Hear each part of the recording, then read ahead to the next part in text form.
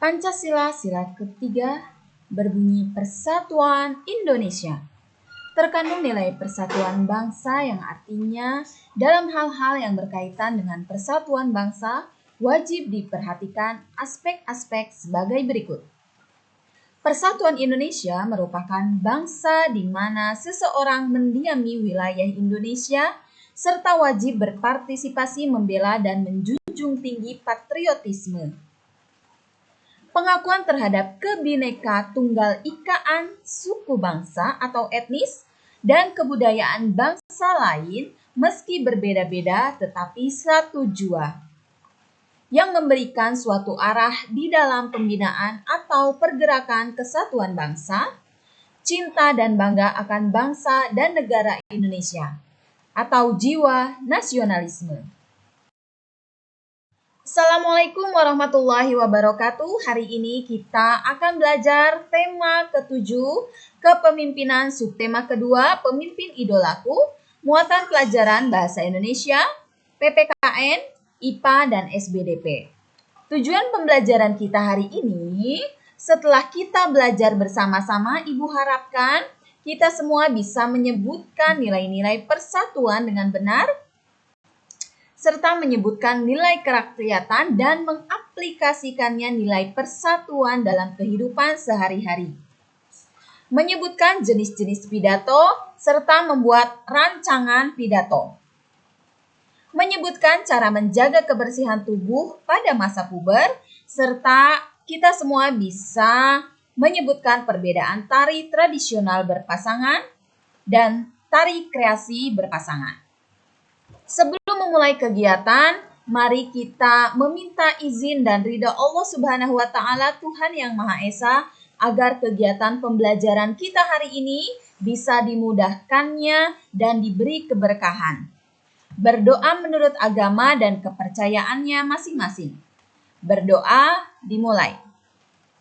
A'udzu billahi minasy syaithanir rajim. Bismillahirrahmanirrahim. Raditu billahi rabba wa bil islami dina wa bi Muhammadin nabiyyan wa rasula.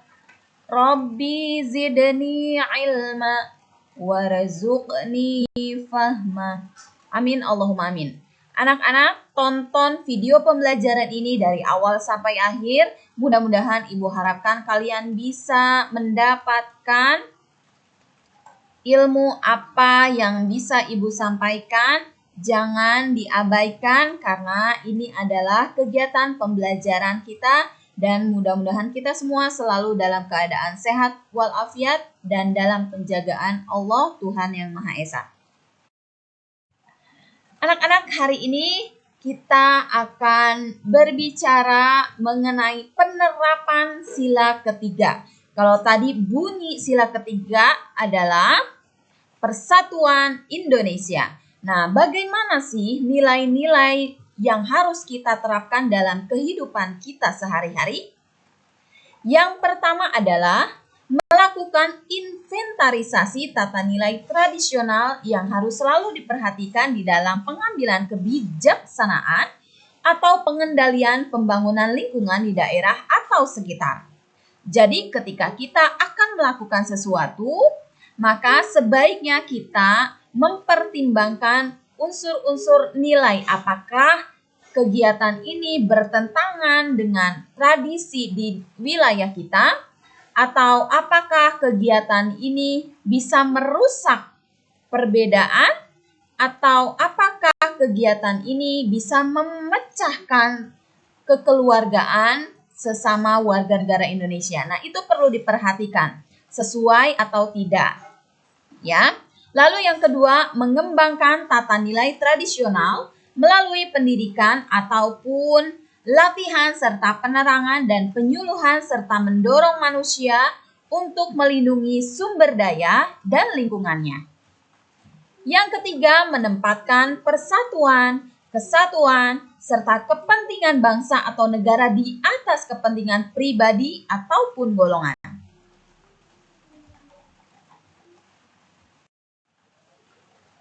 Lalu rela berkorban demi kepentingan bangsa. Selanjutnya kita juga harus memiliki rasa cinta tanah air dan bangsa atau negara, serta bangga sebagai persatuan bangsa Indonesia dan bertanah air di Indonesia.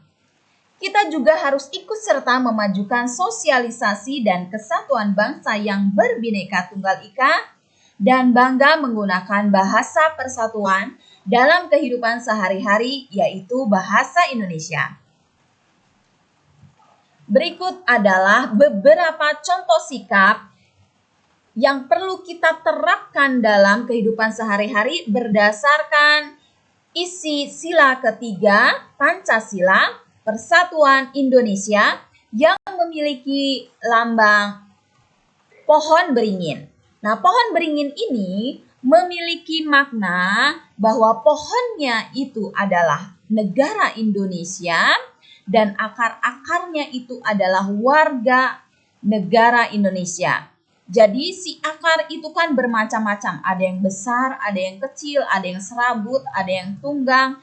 Nah, akar ini adalah yang menopang sehingga bangsa Indonesia bisa berdiri tegak, bisa berdiri kokoh, bisa membentuk sebagai negara.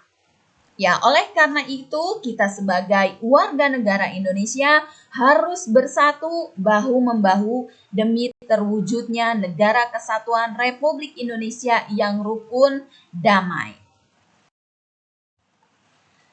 Nah, pidato adalah cara untuk menyampaikan ide atau gagasan dalam bentuk kata-kata dibalut dengan ekspresi wajah, intonasi suara, dan gestur tubuh. Beberapa jenis pidato, yang pertama adalah pidato impromptu, lalu pidato manuskrip, pidato memoriter, dan pidato extempor. Yang pertama, pidato impromptu. Pidato impromptu merupakan jenis pidato yang dilakukan secara tiba-tiba, spontan, tanpa persiapan sebelumnya. Jadi misalnya ketika kalian diundang dalam suatu acara, lalu tiba-tiba kalian ditunjuk kepada yang terhormat, Bapak Abdul, dipersilahkan ke atas panggung untuk memberikan sedikit pidato. Nah, itu berarti dadakan, tanpa direncanakan sebelumnya. Lalu pidato ini adalah isi hati dari orang yang dipanggil tersebut karena dadakan ya. Jadi tanpa rencana, tidak ditulis dulu, tidak diketik dulu apa yang akan dibicarakan, tapi spontan. Impromptu lebih kepada mengungkapkan perasaan pembicara yang sebenarnya. Karena pembicara tidak memikirkan lebih dulu pendapat yang disampaikannya. Bisa juga dibilang ini merupakan pidato yang jujur. Gagasan dan pendapat pembawa pidato datang secara spontan, sehingga tampak hidup dan bikin kamu untuk terus berpikir. Nah, ketika kamu diminta untuk menyampaikan pidato secara spontan, maka itu adalah ungkapkan perasaanmu ya secara spontan, tanpa difikirkan, tanpa direncanakan sebelumnya. Yang kedua, pidato manuskrip. Pidato manuskrip merupakan teks pidato dengan menggunakan naskah di mana juru pidato membacakan naskah pidato yang telah disiapkan dari awal sampai akhir. Istilah kita menyebutkannya membacakan pidato, bukan menyampaikan pidato. Jadi karena teksnya itu sudah direncanakan, dirancang sedemikian rupa, maka si pembaca pidato ini bukan menyampaikan, tapi membacakan teks yang sudah tersedia. Beda dengan yang pertama tadi spontan ya. Jadi kalau yang tadi menyampaikan secara spontan, kalau yang ini membacakan apa yang sudah dituliskan dalam teks tersebut. Meskipun terkesan memiliki resiko yang tinggi dalam menyampaikan pidato manuskrip, namun pidato jenis ini juga memiliki keuntungan seperti kata-kata dalam pidato manuskrip dapat dipilih dengan baik sehingga juru pidato dapat menyampaikan arti yang tepat dan pernyataan yang jelas. Yang kedua, pernyataan dapat dihemat karena manuskrip dalam bahan pidato dapat disusun kembali. Kefasihan bicara dapat dicapai dan diatur karena kata-kata sudah disiapkan sebelumnya. Lalu hal-hal yang menyimpang dapat dihindari dalam penyampaian pidato manuskrip ini. Jadi minim sekali kesalahan yang bisa terjadi pada pidato manuskrip karena teksnya sudah dirancang sebelumnya, sudah dibaca ulang, lalu diedit mana yang salah, mana yang tidak pantas, dan seterusnya. Yang ketiga, pidato memoriter. Pidato memoriter merupakan pidato yang ditulis dalam bentuk naskah, lalu setelahnya dihafalkan kata demi kata. Pada pidato jenis memoriter seperti ini, yang penting kamu memiliki kemampuan menghafalkan teks pidato dan mengingat kata-kata yang ada di naskah pidato dalamnya dengan baik. Keuntungannya, jika kalian mampu menghafal dengan baik, maka kalian bisa menyampaikan pidato dengan lancar. Tetapi, jika kalian tidak mampu menghafal teks pidato itu dengan baik, maka kalian akan lupa dan kalian bisa menyampaikannya secara monoton atau berulang-ulang. Katanya itu lagi, ya. Maka dalam pidato jenis memoriter ini kalian harus mampu menghafalkan isi pidato dari awal sampai akhir dengan benar. Yang keempat, pidato extempor.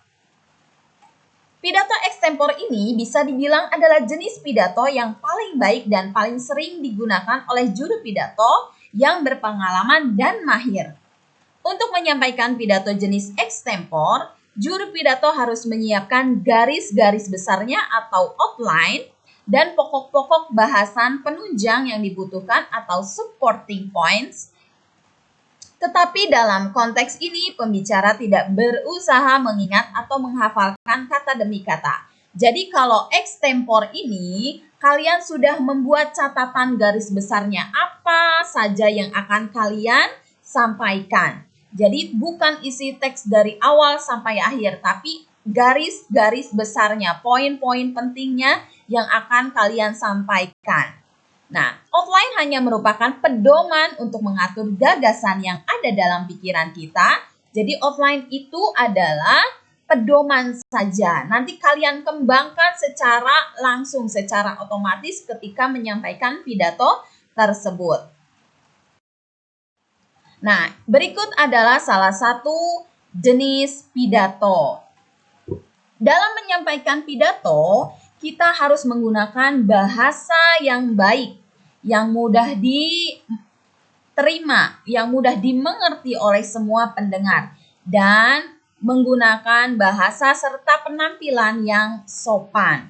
Ya, kita menyampaikannya juga tidak boleh lemes, tidak boleh tidak bergairah gitu, tapi harus bersemangat, menggebu-gebu supaya semua hadirin yang mendengarkan bisa ikut semangat, ikut terhanyut dalam pidato yang kita sampaikan, tidak malah ngantuk atau mengobrol, ya. Langkah-langkah menyusun pidato. Yang pertama, menentukan tema. Nah, ketika kita harus diminta menyampaikan pidato, maka kita harus tahu dulu tema dari acara tersebut apa. Misalnya temanya tentang Tahun Baru Imlek. Nah, maka kita membuat pidato sesuai dengan tema acara tersebut. Yang kedua, mendaftar pokok-pokok yang akan disampaikan dalam pidato. Nah, tadi ya, kita membuat outline dulu, membuat pokok-pokok apa sih yang akan kita sampaikan dalam acara Tahun Baru Imlek itu. Nah, kita buat, dirancang dulu apa saja yang akan kita sampaikan. Setelah kita menentukan tema, mendaftar pokok-pokok yang akan kita sampaikan, setelah itu kita menyusun kerangka pidato. Ya, susunan kerangka pidato itu terdiri dari yang pertama pendahuluan. Pendahuluan ini berisi salam pembuka, ucapan syukur kepada Tuhan, ucapan terima kasih kepada semua hadirin yang hadir atau berbagai pihak yang hadir, Selain itu dalam bagian ini juga secara tidak langsung menyampaikan tujuan pidato. Nah, dalam pendahuluan ini tujuan pidato yang kalian sampaikan pun disampaikan di dalam pendahuluan. Yang kedua yaitu isi pidato. Nah, isi ini harus sesuai dengan tema. Oleh karena itu, kita harus membuat dulu pokok-pokoknya tadi di awal ya.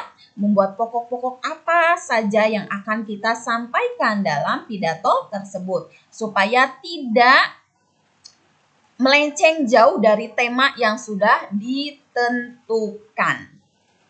Yang selanjutnya yaitu penutup. Nah, dalam bagian penutup ini merupakan seruan untuk membangkitkan semangat atau saran serta harapan-harapan, ringkasan penting serta ucapan terima kasih kepada semua yang hadir, serta permohonan maaf dan salam penutup.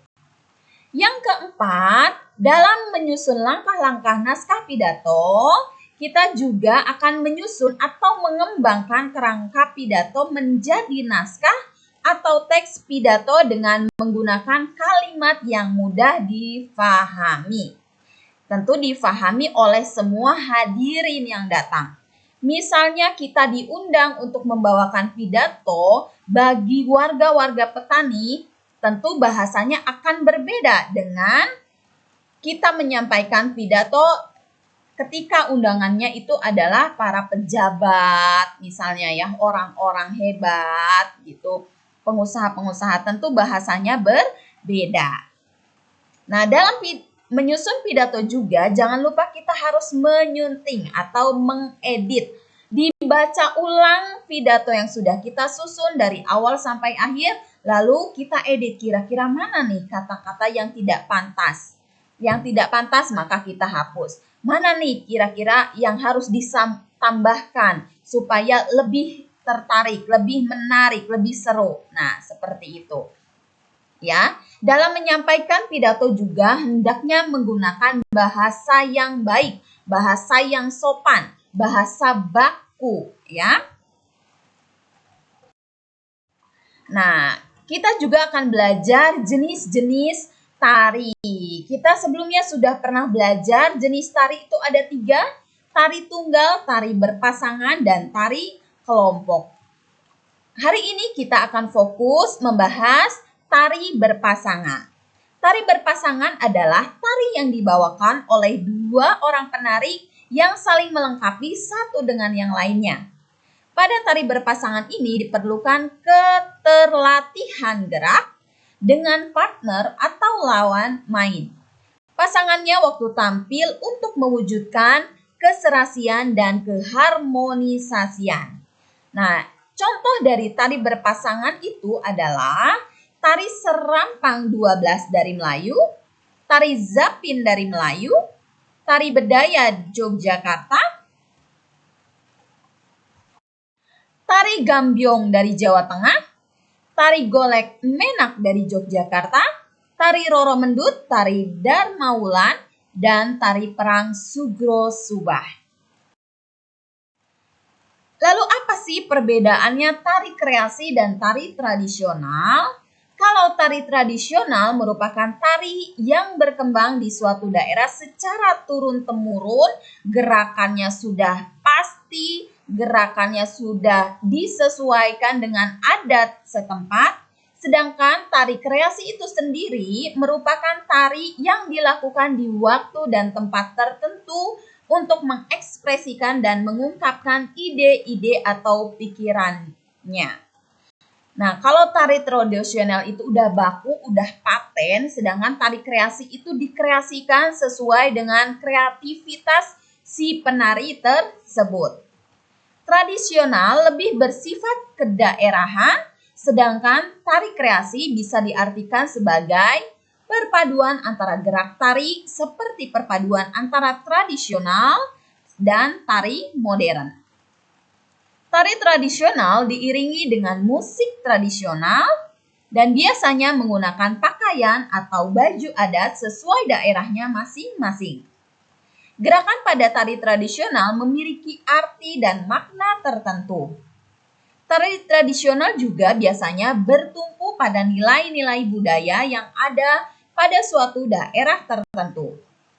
Selain gerakan tariannya, busana, irama, maupun tata rias tari kreasi merupakan hasil modifikasi tari tradisional. Tari kreasi juga merupakan karya atau kreativitas dari suatu kelompok maupun individu si penari. Ketika kita sudah memasuki masa pubertas, maka kita harus pandai, harus rajin menjaga kebersihan badan kita.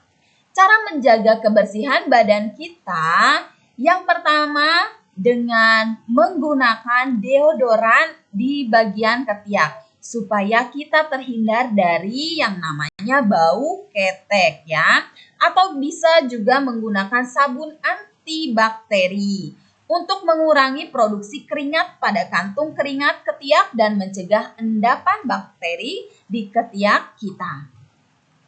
Yang kedua, menggunakan deodoran yang kuat.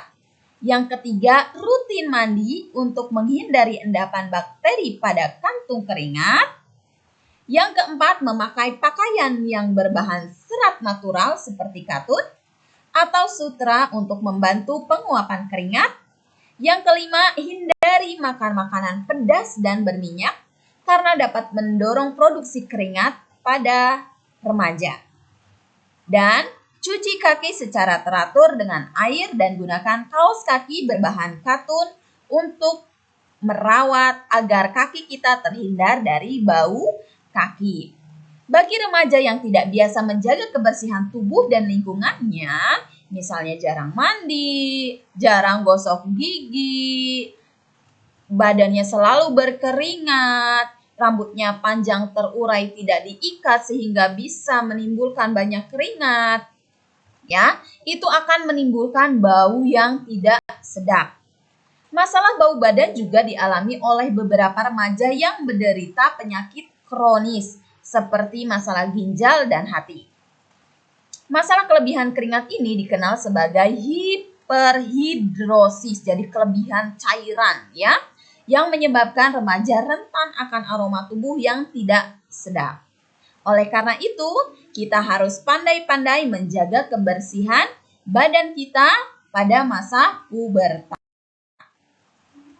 Anak-anak, tetap jaga kesehatan, tetap di rumah. Jika tidak dalam kondisi darurat untuk meninggalkan rumah, mengurangi bepergian, berarti kalian sudah menjaga diri kalian dari penularan penyakit, dan kalian juga berarti menjaga keluarga serta lingkungan kalian dari penyebaran COVID. Jangan lupa protokol kesehatan, menggunakan masker, mencuci tangan dengan sabun, menjaga jarak, serta mengurangi bepergian dan menghindari kerumunan.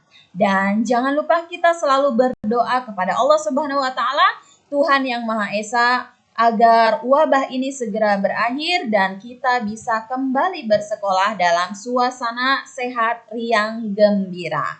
Terima kasih Ibu ucapkan, semoga apa yang disampaikan bisa memberi manfaat dan keberkahan bagi kita semua. Mohon maaf apabila banyak kesalahan dalam penyampaiannya. Assalamualaikum warahmatullahi wabarakatuh.